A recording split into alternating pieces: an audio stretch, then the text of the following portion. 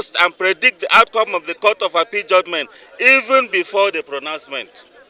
This is especially so when the member representing Panshin Kanke Kanam Federal Constituency in the House of Representatives, Honorable Yusuf Gagdi, and member representing Wase Federal Constituency, Honorable Ahmed Idris Wase, openly boasted that the APC has enough control over the judiciary to remove the PDP governor in Plateau State, His Excellency Caleb Mutfwang, and replace with the APC candidate Dr.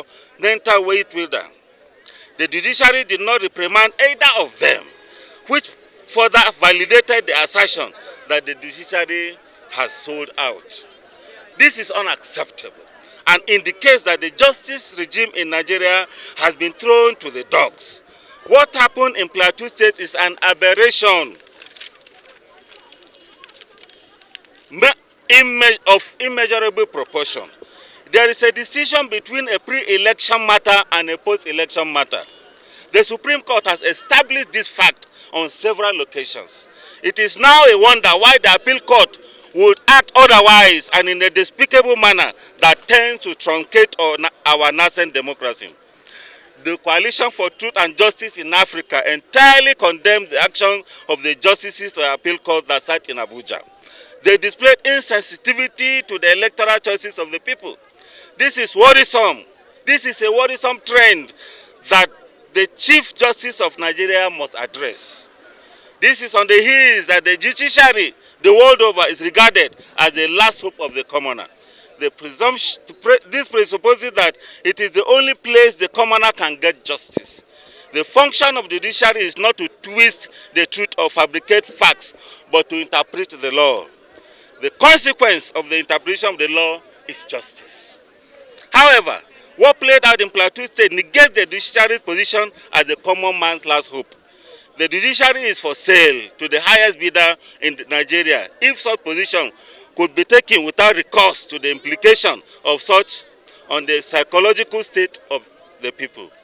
The Coalition for Truth and Justice in Africa is using this protest to drive the point that justice in Nigeria should not be reserved for a section of the country or any political party. What happened in Plateau State should not be allowed to stand or repeat itself. The implication of such is that the reputation of the judicial arm of government would be eroded. The decision of the justices of the appeal court in Plateau State is a miscarriage of justice. It was a kangaroo ruling that reminds us of the military era. The Coalition for Truth and Justice in Africa frowns at such a gross display of insensitivity to the electorate in Plateau State. Illicit interference with justice can also be violent, particularly when perpetrated directly by members of organized crime. These forays are intended to secure specific objectives, such as closing a particular case or acquitting a given individual. Integrity, independence, and impartiality are prerequisites for establishing a practical and functional judiciary and judicial system to resolve legal disputes peacefully. Installing an independent and effective justice system that safeguards human rights, facilitates access to all, and provides transparent and objective recourse is a worldwide core value.